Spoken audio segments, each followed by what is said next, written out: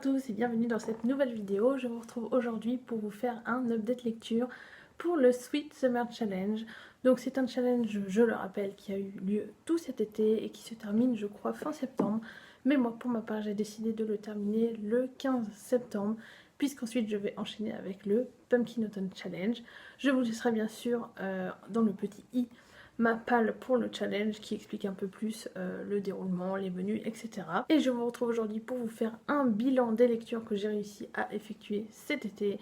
Et bien sûr, à chaque fois, vous aurez le menu ici qui correspond au livre dont je vais parler et avec la catégorie cochée pour le livre que j'aurai réussi à lire. Donc on va commencer tout de suite et chaque livre, vous aurez la couverture aussi puisque je ne les ai pas avec moi. Il y en a que j'ai prêté, il y en a que j'ai rendu, puisqu'il y en avait un qui était à la médiathèque je crois. Donc voilà, vous aurez les couvertures. Il n'y en a qu'un seul que j'ai en ma possession, mais c'est un que je n'ai pas terminé de lire, donc je vous en parlerai quand même. Mais on va commencer tout de suite avec ma première lecture. Je vais faire ça de manière chronologique. J'ai d'abord lu Artemis Fowl, le tome 1 de Éowyn Colfer. C'est un livre que j'ai relu, puisque j'avais découvert cette saga, j'étais au lycée, donc ça fait un bon moment. Et j'avais adoré à l'époque, j'ai autant adoré cette fois-ci, même si j'ai trouvé que le début était un petit peu lent. Mais dans l'ensemble, voilà, c'était une très belle relecture. Je lui ai mis, je crois, 16 sur 20. Et j'ai vraiment hâte de voir la suite et surtout de voir le film qui devrait sortir, si tout va bien, en début d'année prochaine, si c'est pas encore décalé. Puisque là, ça devait sortir cet été, justement. C'est pour ça que j'avais décidé de relire le livre. Mais malheureusement, ça a été décalé. Donc, on va croiser les doigts pour, pour sa sortie l'année prochaine. Que vous dire de plus sur cette lecture? Eh bien, je ne peux que vous la conseiller. C'est jeunesse, mais moi ça ne m'a pas dérangé une seule seconde. On est avec un personnage qui a 12 ans, mais qui est très mature dans sa tête. Il est même précoce. Alors il est un peu cruel parfois, parce qu'il ne va pas hésiter à faire certaines choses un peu interdites pour arriver à ses fins, puisqu'il veut redorer le blason familial et récupérer sa fortune. Pour cela, il va essayer de capturer un être féerique qui s'appelle donc Holly. C'est sur elle que ça va tomber. Et voilà, donc moi j'ai vraiment beaucoup aimé, je ne peux que vous conseiller cette saga. J'avais lu je crois jusqu'au 5e tome si je dis pas de bêtises. Donc voilà, là je sais pas encore tout de suite que je vais relire la suite, mais en tout cas ce premier tome est très prometteur et voilà, je vous le conseille à fond. J'ai ensuite lu La planète des singes de Pierre Boulle et alors là, comment vous dire je vais quand même vous renvoyer dans le petit i à la vidéo vlog numéro 4 où je vous en parle en long, en large et en travers. Je pense que c'est pas la peine que je vous refasse tout un live ici. C'est un livre déjà à la base que je pensais lire en papier, que j'ai finalement trouvé en audio à la médiathèque. Et j'ai été très contente de le retrouver en audio, puisque le narrateur est absolument... voilà, il est très doué. Et je pense que ça a donné encore plus de charme à ma lecture, puisque ça a été un énorme coup de cœur. J'ai mis 20 sur 20 à cette lecture. Et voilà, comment vous dire que c'est un livre que je vous conseille énormément. C'est un livre qu'il faut lire. Je vais essayer d'être brève, parce que sinon, comme je vous dis, je ne vais pas vous refaire tout ce que j'ai pu dire dans le vlog 4, mais voilà, si vous voulez des détails, allez voir la vidéo. Vous saurez tout. Vous saurez tout ce que j'ai aimé, mon ressenti au début du livre, à la moitié du livre et à la fin, une fois que je me suis pris la claque finale, puisque à la fin de ce livre, vous prenez une claque monumentale. Les 2 derniers chapitres, voilà, c'est de la bombe.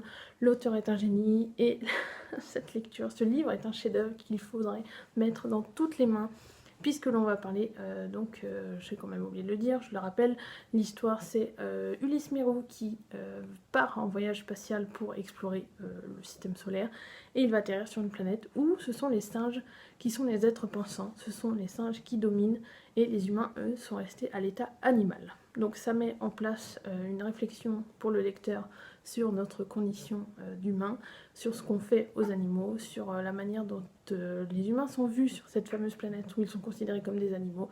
Et voilà, donc ça met en jeu plein de choses, ça fait énormément réfléchir, ça fait cogiter. Et si vous êtes déjà au courant sur tout ce qui se passe au niveau des animaux, sur ce qu'on leur fait subir, là, avec ce livre, vous pourrez aussi pousser votre réflexion. Ça, j'ai bien insisté là-dessus, je crois, dans le vlog 4.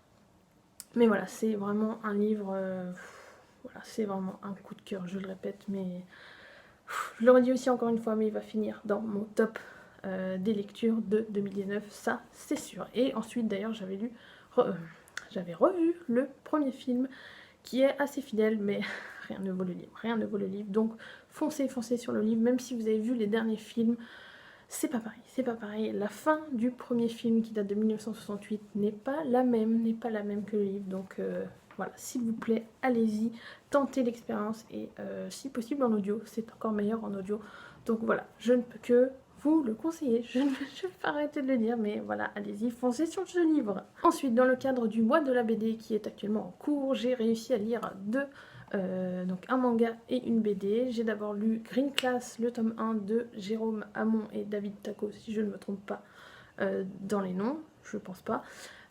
Et c'est une BD qui va parler d'un groupe d'adolescents qui va se retrouver, donc un groupe d'adolescents qui est parti en voyage scolaire, et lorsqu'ils reviennent de leur voyage, ils se rendent compte qu'une épidémie est en cours, qu'un virus s'est propagé, un virus qui mute très très vite et qui transforme les gens en des créatures. Voilà, en des créatures, je ne veux pas dire ce que c'est, ça serait dommage de vous spoiler. Et j'ai adoré. Alors je lui ai mis 18 sur 20, ce n'est pas un coup de cœur, mais j'ai vraiment beaucoup aimé, surtout le cliffhanger final, qui est quand même assez terrible. Alors on a vraiment envie de se jeter sur le tome 2 quand on le termine, puisqu'on reste avec plein de questions, ça se finit vraiment, on est sur les fesses quand on termine la BD. Et puis il y a tout le long ces jeunes que l'on suit, puisqu'il y a un de leurs membres, un des membres du groupe qui va être contaminé. Donc quel va être le sort de ce membre qui a été contaminé? Est-ce qu'il va mourir? Est-ce qu'il va survivre? Et puis on voit surtout tout au long de la BD les effets de la transformation. Et ça, j'ai trouvé ça très très intéressant. Notamment aussi de voir comment les autres, les gens autour réagissent, puisque c'est l'apocalypse. Donc c'est le bazar partout. Alors quand je dis bazar, je pense que je reste polie encore. Et puis aussi, on va avoir affaire au groupe qui est confronté à une ville qui a été fermée, qui a été clôturée, puisqu'il y a beaucoup trop de gens contaminés à l'intérieur. Donc voilà, on voit plein d'aspects de ce que peut être une épidémie, de ce que peut être l'apocalypse, quand un virus se répand à cette vitesse et qu'il n'y a malheureusement pas de remède, puisque un vaccin, dans cette histoire, un vaccin a été trouvé, mais le temps que ce vaccin soit trouvé, eh bien le virus a muté et a empiré. Si vous aimez tout ce qui est post-apocalyptique, tout ce qui est virus qui se répand, les créatures un peu fantastiques, foncez sur cette BD. Surtout, alors moi, encore une fois, je n'ai pas eu confirmation, mais je pense avoir vu dans cette BD des références au film Gardien de la Galaxie. Je ne sais pas si c'est le cas, mais si c'est le cas, vraiment, ça rajoute encore des arguments pour dire que cette BD est géniale. Parce que voilà, si vous aimez les Marvel, si vous aimez Gardiens de la Galaxie et que vous lisez cette BD, pensez à moi et vous verrez tout de suite à quel personnage je fais référence quand je dis que, voilà, que ça me fait penser à Marvel. Et voilà, je crois que je vous ai tout dit sur cette BD, je vous ai dit la note, je vous ai dit mon avis, et voilà, je ne peux que vous conseiller cette BD. J'espère que le tome 2 va sortir vite parce que c'était vraiment trop cool. La quatrième lecture que j'ai réussi à faire, donc c'est encore une fois, c'est comme la précédente, comme avec Green Class, c'est une autre lecture que j'ai réussi à faire dans le cadre du mois de la BD. Donc c'est Reine d'Égypte, le tome 1 de Chie Inudo, et cette fois-ci on va suivre, donc pour rappel, la princesse, alors je sais plus si c'est une princesse ou une reine, oui je crois que c'est une princesse qui va devenir reine, donc c'est Hatshepsut qui va épouser Seth, ou Seti, je ne sais plus, Seti, je crois que c'est Seti, qui n'est autre que son demi-frère. Elle va l'épouser pour que lui devienne pharaon, mais elle, le problème, ce qu'elle veut, c'est, eh bien, elle aimerait bien devenir elle-même pharaon, mais le problème c'est qu'en tant que femme dans l'Égypte ancienne, eh bien malheureusement quand on est une femme dans l'Égypte ancienne, on ne sert à rien, voilà. Donc elle, ça va juste pas du tout lui plaire, donc elle va tout faire pour essayer de changer ça, de faire changer les mentalités. Alors je n'en suis qu'au début, je m'emballe peut-être sur le fait qu'elle change les mentalités, mais en tout cas elle va tout faire pour changer sa condition et essayer de s'élever. Et le but, ça sera bien sûr de prendre la place de son demi-frère. Je ne sais pas si elle va y arriver, mais en tout cas, j'ai vraiment hâte de lire la suite, puisque ce tome 1 est vraiment... Alors, il n'est pas tout à fait haletant, mais il y a quand même 192 pages que je n'ai absolument pas vu passer, tellement j'ai été passionnée, puisqu'on voit beaucoup de choses sur la culture égyptienne de l'époque, donc les tenues, les coutumes, la façon dont on embaume les morts, etc. Et la façon aussi, tout ce qui est politique, ça c'était vraiment très intéressant. Et puis donc on suit tout le long Hatshepsut qui fait des rencontres, qui va se prendre un peu des claques aussi dans la figure parce que voilà, elle pensait qu'en tant que femme, elle pourrait avoir certains droits, mais malheureusement ce n'est pas le cas. Et voilà, on termine le 1 avec un petit cliffhanger qui fait qu'on n'a qu'une envie, c'est de se jeter sur la suite. Donc voilà, j'espère pouvoir me procurer la suite très très vite. Je vais essayer de voir à la médiathèque. Ou sinon, eh bien, je m'achèterai le tome 2 dès que possible si je le trouve en occasion. Et on termine cette update lecture avec un gros fail. Avec ce livre avec lequel je vous ai bassiné, je crois, dans mes vlogs, dans mes Insta Stories, partout. Mais voilà, je n'ai pas réussi à le lire. Alors si vous m'avez suivi sur Instagram, j'ai décidé en fait de changer une de mes lectures prévues. Donc je devais relire Harry Potter 3 en VO, mais comme je me suis arrêtée dans ma relecture, j'ai décidé à la place de mettre Sorceleur le tome 1. Alors je sais plus si c'est dans la même catégorie, mais je crois que oui. En tout cas c'est dans le même menu. Et donc j'étais très très emballée par ce premier tome puisque j'avais adoré le trailer de la série, j'avais très très envie de le lire. Et j'ai oublié de préciser, c'est de Andrzej Sapkowski. C'est toujours un plaisir de prononcer ce nom, désolé monsieur. Mais voilà, je sais pas pourquoi. Peut-être, je sais pas si c'est le format nouvelle, si c'est le fait que j'ai du mal à lire des livres, parce que voilà, comme vous avez pu le voir cet été, c'était plus lecture rapide, donc comme les BD, les mangas, ou alors des livres audio. Mais alors en roman, cet été, ça a été vraiment la traversée du désert. Je crois que j'ai lu, à part Artemis Fowl, j'ai pas lu d'autres romans. Et puis La planète des singes, c'est en audio, donc c'est quand même différent. C'est beaucoup plus facile puisque je me laisse porter par le livre audio que je lis dans ma voiture pour aller au boulot. Et comme je vais au boulot tous les jours, ça se fait naturellement. Alors que là, voilà, j'ai eu beaucoup de mal. Mais je ne désespère pas. Alors peut-être qu'il atterrira dans ma pile à lire pour le Pumpkin Autumn Challenge. Peut-être également dans... alors, l'un ou l'autre. Hein. Soit dans la pile à lire du Pumpkin Autumn Challenge, soit dans la pile à lire pour le Cold Winter. Je ne sais pas encore, ce sera en fonction des menus. Mais je verrai, en tout cas je ne désespère pas de le lire avant la sortie de la série. Mais je pense que pour l'instant je vais le mettre en pause. J'avais réussi à lire une centaine de pages je crois, je ne sais plus. Je vais vous retrouver ça, je crois que j'en étais arrêtée. Je m'en étais arrêtée à la page 105. C'est vous dire à quel point voilà, j'ai très très peur aussi. Alors attendez, je vais vous retrouver ça. Oui, voilà, c'est ça. Donc je me suis arrêtée à la page 105 sur 370. Voilà, je n'ai pas dépassé un tiers. Donc bon, gros fail pour celle-ci. Mais bon, c'est pas grave. Comme je vous le dis, je ne désespère pas. C'est pas grave, je le mets de côté. J'ai bien l'intention de le lire, ça c'est sûr. Et puis il va retourner dans ma palle sagement. Et puis un jour, ça me reprendra. Et là, je le lirai. Mais je pense que après ce mois de la BD, j'aurai envie de romans. Donc voilà, peut-être qu'il sortira à ce moment-là. Mais en tout cas, le peu que j'avais lu, donc les 105 pages, c'était absolument génial. C'est un format de nouvelle, donc je ne sais plus si je l'ai précisé dans le vlog. Je pense que vous avez compris avec... Donc on est sur des nouvelles entrecoupées par des petits passages où Gérald de Rive, donc le personnage principal qui est un sorceleur, parle en fait avec celle qui est en train de la soigner, puisqu'il est dans un temple je crois, ou enfin, en tout cas dans un établissement où il est soigné, puisqu'il a subi une énorme blessure.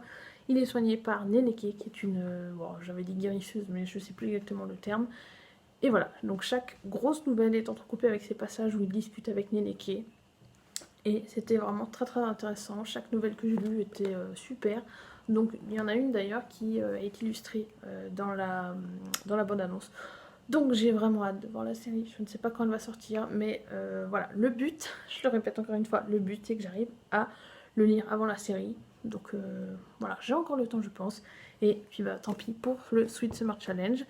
Je m'en sors quand même pas mal puisque j'ai réussi, comme je vous l'ai dit je crois au tout début, j'ai réussi à lire 4 livres sur les 8 prévus, ce qui fait un par menu en plus. Donc j'ai plutôt géré, je trouve, je m'en sors bien pour cette première édition du Sweet Summer Challenge que j'ai absolument adoré. Donc je remercie encore une fois la créatrice du challenge. Je vous mettrai bien sûr sa chaîne dans le petit i, qui est donc Lulu de Noct.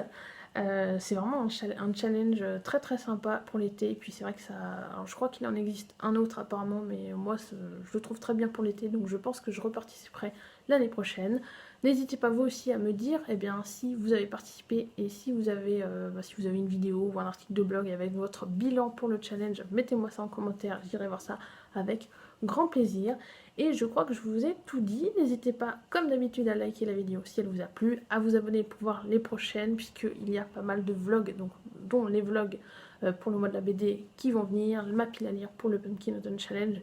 Et puis un update audio, je pense, que là je suis en train de terminer. Je m'emballe un peu. J'en suis arrivée à la moitié de mon livre audio actuel qui n'est autre que Eragon, le tome 1 de Christopher Paolini, que j'adore, que j'adore, que j'adore. C'est une relecture, mais je prends beaucoup de plaisir à le relire. Donc ça sera le troisième livre qui constituera l'update audio numéro 2. Bon, j'ai pas l'impression que ça vous plaise beaucoup les updates audio, mais je tiens quand même à les faire puisque ça fait partie de mes lectures. Et puis les livres audio, pour moi, c'est comme les autres livres, ce sont des lectures aussi que vous pouvez lire en papier ensuite. Donc voilà, je vais clore ici cette vidéo parce que je commence à m'emballer un peu trop. J'espère qu'elle vous aura plu et puis je vais vous souhaiter à tous de très bonnes lectures et je vous dis à la prochaine. Salut!